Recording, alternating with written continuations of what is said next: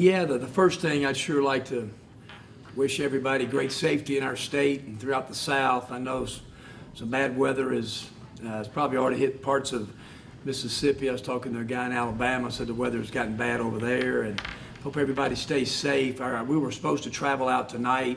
We're not. We're going to wait and go in the morning at 8:30 due to the weather, and so we'll practice here today and go. But our team obviously had their hearts set on playing in the NCAA. So proud of our guys down the stretch. Really the third best record in the SEC in the second half. It's behind Alabama and Arkansas. Great effort against LSU. It was just a tremendous college game. Give LSU credit down the stretch. They asked us to stay in Nashville just to be under the COVID protocol, and because they knew we were tight, close in that bubble. Some things happened, some upsets, that probably hurt our chances on Saturday. But we stayed in Nashville, watched the selection show, and then obviously we didn't get selected. We drove back, heard the news of the NIT, so excited. I've been in it 3 or 4 times at different schools, been a part of some great wins in the NIT, and to be the first ever #1 seed in the history of Ole Miss. And when you look at it, guys, Ole Miss has been playing basketball for 111 years, and it's our 22nd postseason tournament. So I'm excited for our guys. And so we're going to go play a really well-coached, good Louisiana Tech team. All right, Parrish, start us off. Hey, Kermit, we hear a lot this time of year, or moving toward the NCAA tournament, about the look test, the eye test, when teams are playing well. I thought y'all looked like a tournament team much of the time. Do you sense that much credence is given to the look test, or is it just really, really dependent on your analytics? I think it just varies, Parrish, year to year. I've been on there this year. It seemed like they were on the side of the mid-majors, and no offense, they all had great years. I've been on that side where they didn't. At Middle Tennessee, one time they did, and we got in that large bid. Did we have some holes in our resume? We sure did, like everybody did, Parrish. Those 10 or 15 teams that got in and didn't get in. But we just thought that, by what we did in the league, and like I said, how we're playing at the end, we felt confident, and that our resume was pretty similar to the one the first year that we did get in as an 8 seed. COVID, how are you guys set up there? I know Yolette's team, she has it. There's some issues in baseball right now. How are you guys set up? Well, knock on wood, Thomas Gray is getting out of COVID. Our assistant coach, he missed the SEC tournament our last couple games. He'll join us tomorrow in Frisco for his first day. Like I said, knock on wood, our other guys are doing fine with COVID and been under, the strict, protocol, and we'll jump right in it in Frisco tomorrow. Go to Ben. Yeah, Kermit, you brought it up, the disappointment of not making the tournament, but once that disappointment kind of had some time to breathe, did you just think the players responded pretty well? And is there excitement about playing in the NIT?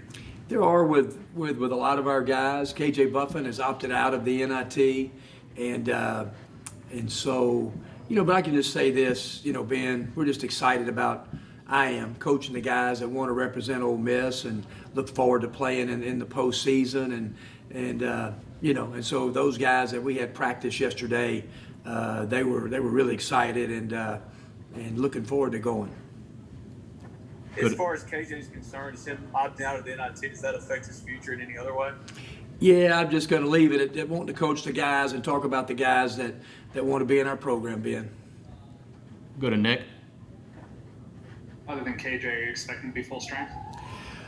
Devontae Shuler flew out. His mother's having surgery in Vegas, and so Devontae didn't practice with our team yesterday. He's with his mom, and so we hope to get Devontae back to Dallas to meet us, and but then what happens, the COVID protocol and getting involved in it, depending on when he can come back, and so but Devontae is not with our team. He's with his mom.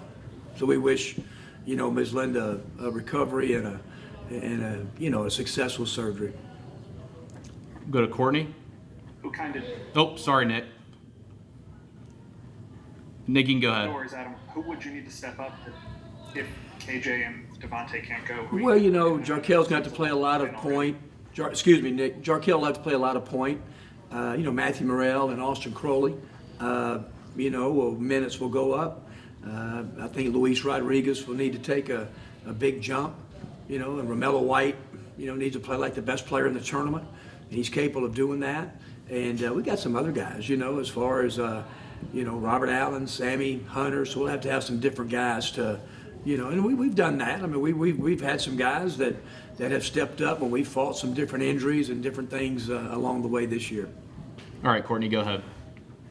Thanks, Coach. Obviously, this time of year, there are teams that, you know, choose not to participate in the NIT. Was that ever a consideration for your guys to not, you know, go to that postseason game after, you know, being so close to the NCAA tournament? And if that wasn't the case, then why did you think it was so important for your team to get this postseason experience? Well, you know, I just think this. We have a lot of guys that are really excited about playing.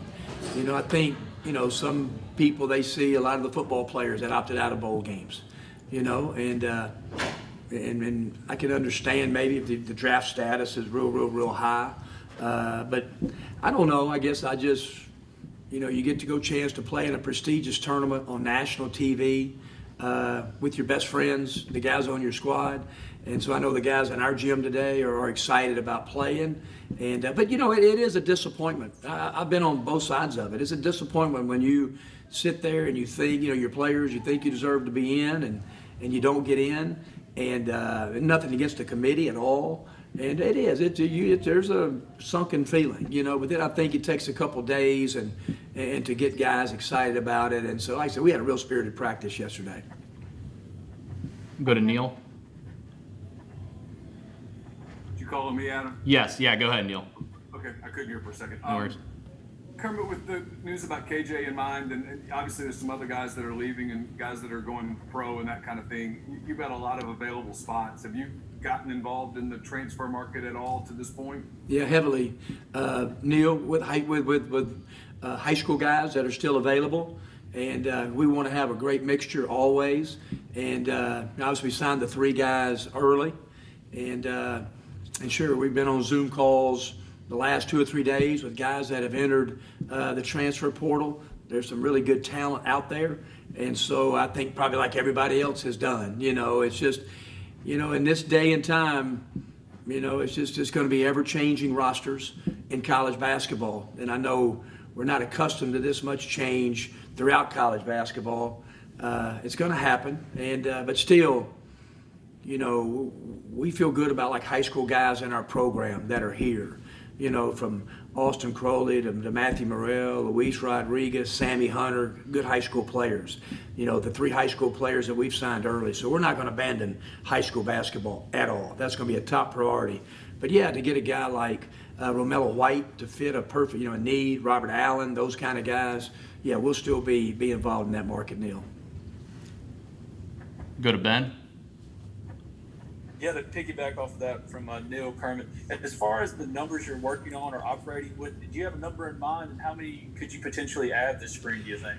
Yeah, probably we're looking at maybe 3, you know, Ben, and you know, so that's kind of the number we're looking at right now. But like I said, you know, just the changing of rosters throughout college basketball, college football.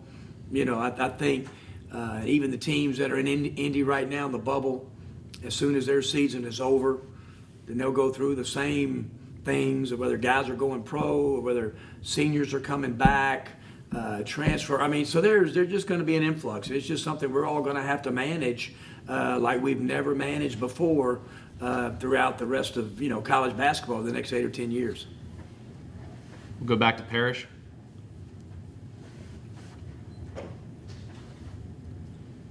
Kermit, obviously Romelo was a good fit. Demencio may not have been. I mean, what goes into your evaluation and trying to get that upperclassman who can come in and fit the chemistry right away and be a contributor? Yeah, you know, I mean, you know, sometimes it doesn't matter if it's a grad transfer, a transfer, or a high school kid. Sometimes it just doesn't work. And Demencio Vaughn was a really good teammate. We hated that it didn't work like Demencio and we all thought that it would. And we wish him the best of luck. But, Romelo White, obviously I think your talent and then just, he's a really good teammate. And COVID hurt Romelo early. I mean, he was one of those guys. He had a concussion. That pause hurt us. And I think you're just starting to really see him play over the last probably 7 or 8 weeks how we thought he could because of that pause, about that 3 or 4 week period, which at the end of the day, everybody went through a period of time. But it did hurt the progress of our team, with 3 days of practice and start playing all those games. And we could take care of the teams we were supposed to beat. But I think we got in some of those higher level games and we just weren't ready like we needed to be. Go to Adam.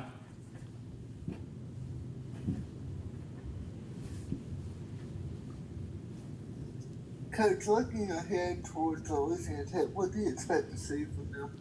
Yeah, that's the league that I came from, Adam, and I have a lot of respect for Eric, the head coach.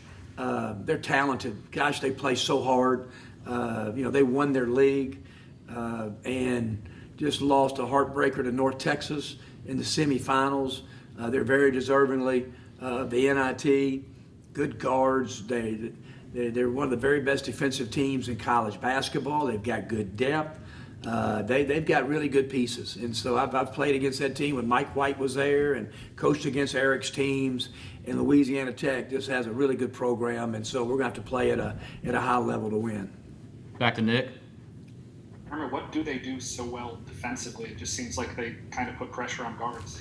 They do, Nick, and it's just no frills. There's no tricks to it. I mean, they just guard. They've got competitive guys that guard the ball.